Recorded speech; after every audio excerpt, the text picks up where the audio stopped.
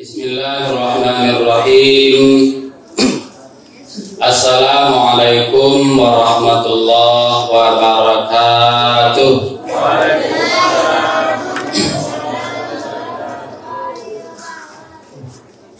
Alhamdulillahi rabbil alamin, alladzi anzalal Qur'an hudan linnas wa bayyinatin minal huda wal furqan. Asyhadu an la ilaha illallah wahdahu la syarikalah wa asyhadu anna Muhammadan abduhu wa rasuluh sallallahu alaihi wasallam la nabiyya ba'da. Bapak Ibu jemaah yang dimuliakan Allah Subhanahu wa taala, landasan kita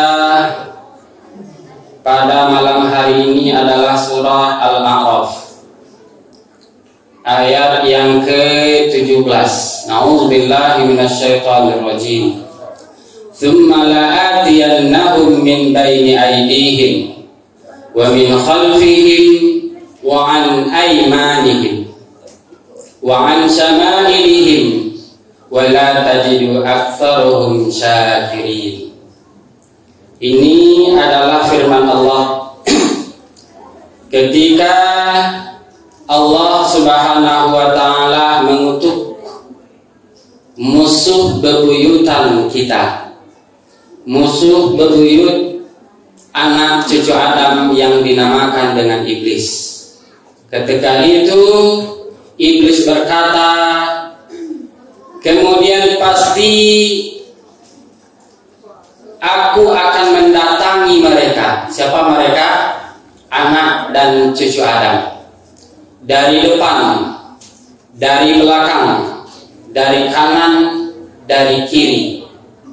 Maka Engkau ya Allah tidak akan mendapati umatmu kecuali sedikit yang bersyukur. Pak, la yakinnawa kalau iblis syaitan itu adalah musuh wa. La yakin, harus yakin. Banyak ayat Al-Quran yang menerangkan di beberapa surat yang menerangkan bahwa iblis, syaitan dan bala tentaranya adalah musuh-musuh umat Nabi Muhammad mulai dari Nabi Adam sampai akhir zaman. Maka jadikanlah dia sebagai musuh, layaknya dia sebagai musuh. Iblis ini sangat-sangat berilmu, memahami berbagai ilmu pengetahuan. Dia mempunyai banyak trik, banyak taktik untuk menjerumuskan manusia ke lembah dosa, untuk mengingkari Allah Subhanahu wa taala. Di dalam ayat ini dikatakan di 4 penjuru dia menggoda manusia, dari depan, dari belakang, dari kanan dan dari kiri. Kalau kita lihat tafsirannya, makna iblis itu mendatangi, menggoda manusia itu dari arah depan. Dia akan menghalangi manusia, membuat tembok besar sehingga manusia tidak bisa melihat kehidupan akhirat. Nyuagih tembok di muka babu sehingga kehidupan akhiratku indah peristiwa besar bagi wak, sehingga lalai sembahyang, indah percaya kepada azab neraka, azab kubur, ragu dengan pembalasan-pembalasan yang akan kita terima. Nah, itu karena setan. Dihalangi kita untuk beribadah kepada Allah Subhanahu wa taala, dibuat hati kita ragu apakah kehidupan akhirat itu nyata atau tidak. Kalau dari ndak mampunya dari arah muka, dari belakang. Lai sembahyang wa nyu tanamkan ke dalam hati wa, nyu utus bala tentara di raja iblis berpuluh-puluh banyaknya. Adonan ninggok di mato, adonan ninggok di punggung, adonan ninggok di kudua, adonan ninggok di pinggang, adonan ninggok di kaki. Sehingga berbagai macam nawak rasuan ketika sembahyang. Sehingga ketika sembahyang, iko indra awakku lebih tajam dari biasa. Talingo awak nan sayuk-sayuk tadanga, jaleh tadanga. Yang pikiran awak lupa menjadi takana ketika sembahyang. Itu karena setan. Itu caranya menggoda dari arah belakang, dari arah kanan. Dari arah kanan setan itu akan mendatangi kita dengan sifat-sifat yang membuat amal ibadah kita luntur. Lain ibadah awak, tetapi awak merasa sombong, merasa alim, merasa taat, sehingga awak membuat orang lain kawan nanti sebelah awak lebih rendah dari awak. Kerja setan Pak. Ndak sanggup inyo menggoda awak, lain sembahyang dengan khusyuk awak, sehingga ditanamkan ke dalam hati awak lain sifat alim, sifat yang suci. Kita yang paling suci, kita yang paling alim, kita yang paling taat. Ndak yo sanggup nyepapo nyupapian awak sembahyang taruh beribadah saja kerajaan, sehingga awak dibuat lupa dengan interaksi dengan manusia. Awak tidak peduli kehidupan sosial, awak tidak peduli. Orang gontar royong, awak tidak mau tahu. Orang memperbaiki masjid, memperbaiki tempat ibadah, memperbaiki sarana umum, fasilitas umum, awak tidak peduli. Orang sakit awak tidak peduli, orang kematian awak tidak peduli. Itu kerja setan takut nyohalangi awak, nyobue awak lupa kalau itu adalah hal yang diharuskan oleh Allah Subhanahu wa Ta'ala. Kita diwajibkan berinteraksi dengan manusia lain. Ada riwayat yang menjelaskan seseorang ahli ibadah yang menyendiri di sebuah goa, nyoba ibadah saja kerajaan. Sehingga suatu ketika datang malaikat yang membawa catatan-catatan para penghuni surga. Ahli ibadah ini melihat catatan itu tidak ada catatannya, tidak ada namanya di dalam daftar penghuni surga. Ditanyakan kepada malaikat itu, apa alasan kenapa tidak ada dia masuk ke dalam daftar penghuni surga, sehingga dia beribadah siang dan malam. Rupanya yang menjadi alasannya adalah dia fokus untuk beribadah sehingga tidak peduli dengan manusia lain. Pak, awak diciptakan sebagai khalifah, dan untuk diri awak seorang. Awak diciptakan untuk berinteraksi dengan manusia lain. Wa idz qala rabbuka lil malaikati inni ja'ilun fil ardi khalifah. Dan untuk awak ibu awak surang saja. Kalau awak dianugerahkan harta dan untuk awak surang lo. Kalau lewat diagih kelebihan harta dari Allah, itu pertanda kalau kewajiban ganda menimpa diri awak. Apa kewajibannya? Perhatikan orang di sekeliling. Ada hak orang lain atas anugerah yang kita terima. Jangan lupa itu. Bapak Ibu jemaah tarawih yang dimuliakan Allah Subhanahu wa Ta'ala.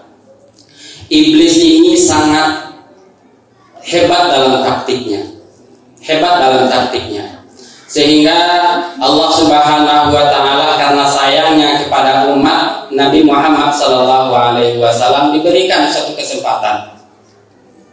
Allah Subhanahu wa Ta'ala di dalam hadis qudsi diceritakan memanggil seorang malaikat untuk menyuruh menemui Raja Iblis. Dikatakan kepada malaikat itu untuk memerintahkan iblis ini menghadap kepada Nabi Muhammad SAW untuk membuka segala rahasianya, bagaimana cara dia menggoda, bagaimana cara dia menyesatkan manusia. Diancam oleh Allah Subhanahu wa Ta'ala kalau seandainya dia berdusta, seandainya dia berbohong walaupun satu kata pun, maka akan terputus tulang-tulangnya, terputus urat-uratnya, maka dia diazab dengan azab yang amat pedih. Sehingga karena takut, Raja Iblis ini menghadap kepada Nabi Muhammad SAW. Ini diceritakan dalam suatu kisah yang sangat panjang, dalam hadis yang panjang. Ringkasannya dia menghadap kepada Nabi Muhammad SAW. Diceritakan kepada Nabi Muhammad SAW dalam hadis itu, dia menyerupai seseorang yang amat tua.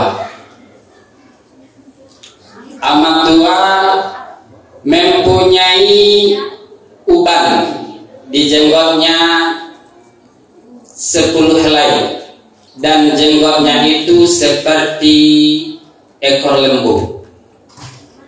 Ketika itu Nabi Muhammad SAW dan para sahabatnya sedang berada di salah seorang sahabat Ansar. Dia berkata dari luar, "Wahai penghuni rumah, bolehkah saya masuk? Karena kalian akan membutuhkanku." Kata Nabi Muhammad SAW, "Tahukah wahai kalian para sahabatku siapa yang berada di luar?" Kata salah seorang sahabat, "Allah dan Rasulnya lah yang lebih tahu wahai Rasulullah. Ketahuilah yang datang itu adalah iblis yang dulunya menyesatkan nenek moyang kalian, Nabi Adam." Karena mendengar hal seperti itu, Umar bin Khattab berdiri. Tagak Umar bin Khattab. Apa katanya? "Wahai Rasulullah, izinkan aku memenggal kepalanya." Kata Rasulullah, "Tenang wahai Umar, dia datang karena perintah Allah. Duduklah kalian bersama para sahabat dan dengarkan apa yang dia sampaikan, karena ini adalah akan menjadi perisai bagi kalian." Setelah datang masuk ke dalam rumah, dia mengucapkan 3 kali salam. "Assalamualaikum ya Rasulullah. Assalamualaikum ya Rasulullah. Assalamualaikum ya Rasulullah." Nabi Muhammad diam. Nabi Muhammad diam. Karena diam, iblis berkata, "Wahai Khatamul Anbiya, kenapa engkau tidak menjawab salamku? Bukankah salam itu mulia di sisi Allah?" Karena perkataan seperti itu, yang datang Nabi Muhammad tahu siapa yang datang, maka Nabi Muhammad marah dengan teramat marah. Dengan nada marah, Nabi Muhammad SAW berkata, "Wahai Abdullah, wahai musuh Allah, kenapa hanya kepadaku kamu menunjukkan kebaikanmu? Jangan engkau mencoba menipuku sebagaimana engkau telah menipu Nabi Adam sampai dia keluar dari surga.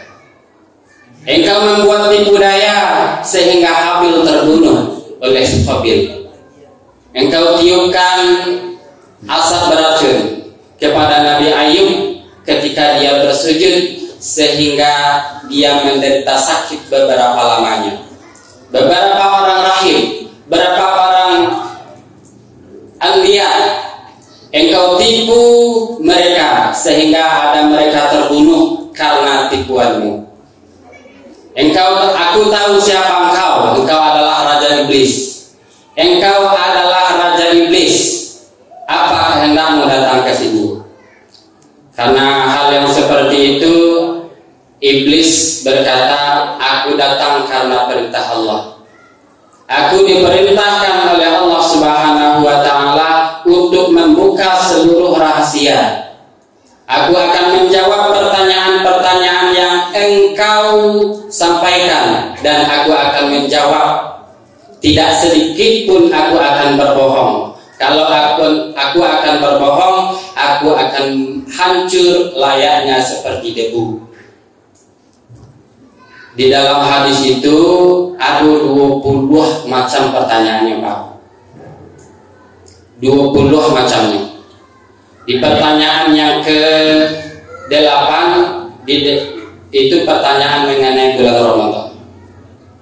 Yang itu harus awak inok manungan.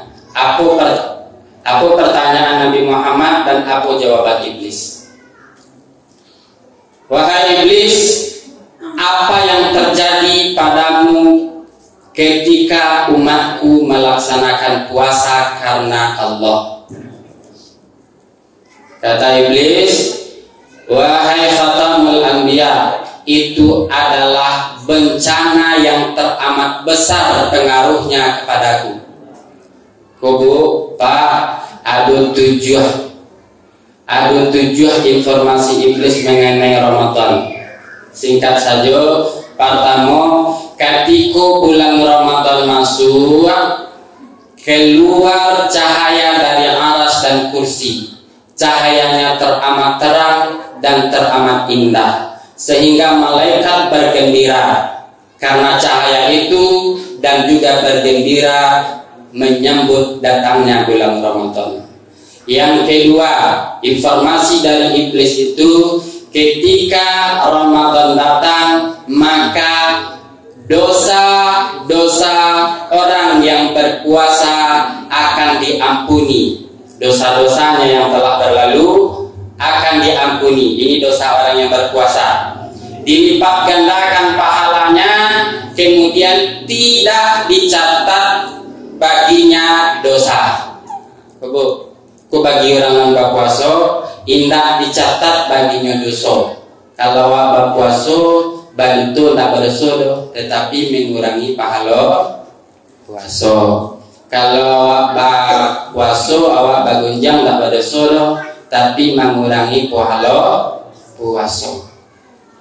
Kemudian yang ketiga, seluruh penduduk langit, penduduk bumi memintakan ampun kepada Allah Subhanahu wa Ta'ala. Malaikat, bintang, planet-planet tidak mampu hitung banyaknya.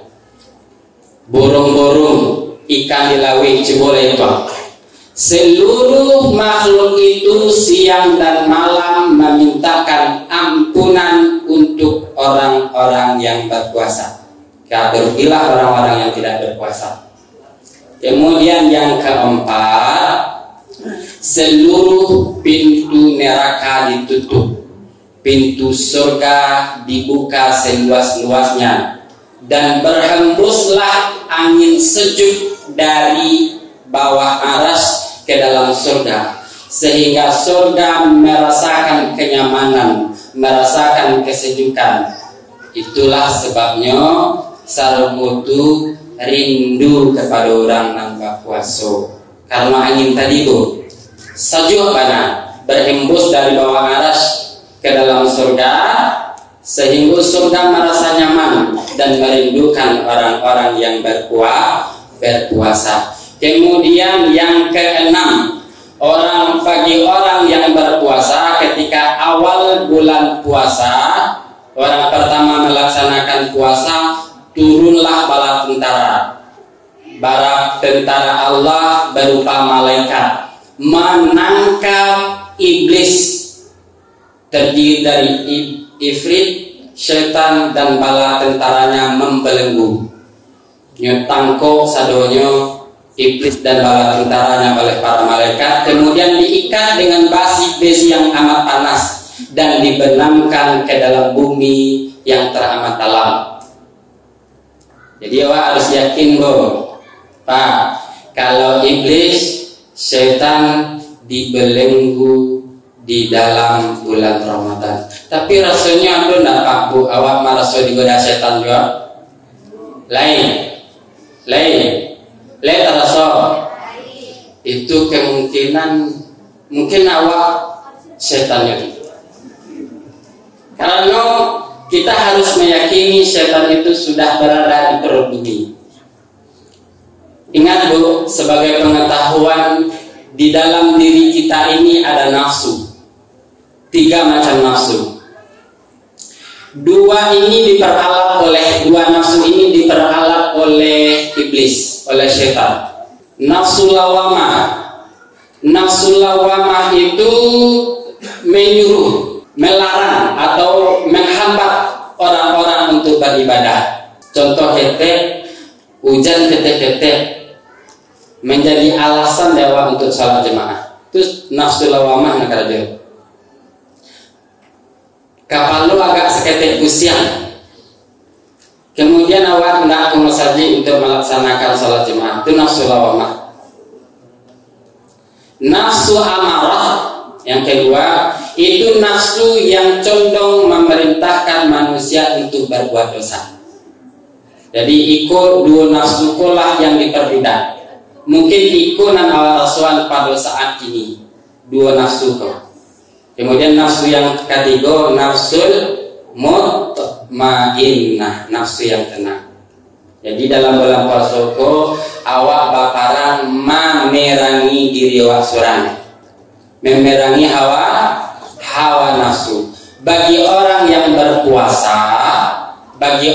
berpuasa, puasanya akan menjadi benteng. Sehingga ketika raja, iblis dan syaitan dilepaskan, tidak akan mampu mendatangi manusia yang berpuasa. Kalau orang nambah puasa, batu-batu berpuasa, melaksanakan perintah-perintah Allah, syariat-syariat Allah, itu akan menjadi perisai baginya. Akan menjadi perisai sehingga syaitan tidak mampu mendekatinya. Sehingga yang menjadi musuh awak dua tadi itulah. Yang awak tunduan. Awak tidak bisa mengalahkan awak tunduan. Awak tunduan juga puasa. Dalam riwayat menundukkan hawa nafsu itu satu-satunya cara adalah berpuasa. Ketika dijadian di dalam riwayat dikatakan dipanggang di api neraka ndak takwi. Di dalam suhu yang teramat dingin ndak takwi. Ketika diuji dengan kelaparan minta ampun. Nah, jadi nafsu yang dua tadi cara menundukannya dengan berpuasa. Yang terakhir informasi dari iblis itu ketika Ramadan datang, maka orang akan berpuasa dengan tenang, layaknya dia bekerja dengan baik. Ketika berpuasa Pak Bu makan sahur tidak ada rasa takut lain. Awak melaksanakan salat tahajud tidak ada rasanya di belakang awak akan mengganggu. Cobalah di bulan lain. Pada minggu 2 salat di ruang tamu surah. Mari yang kedua coba. Tapi dalam bulan Ramadan tidak akan ada yang seperti itu. Karena yang biasanya yang menggoda, yang mengingat, yang mengganggu sudah dibelenggu oleh Allah Subhanahu wa taala. Bapak Ibu jemaah tarawih yang dimuliakan Allah Subhanahu wa taala. Mudah-mudahan kajian singkat kita ini bermanfaat. Dan ketika di dalam lepas dari Ramadan ini kita selalu hati-hati.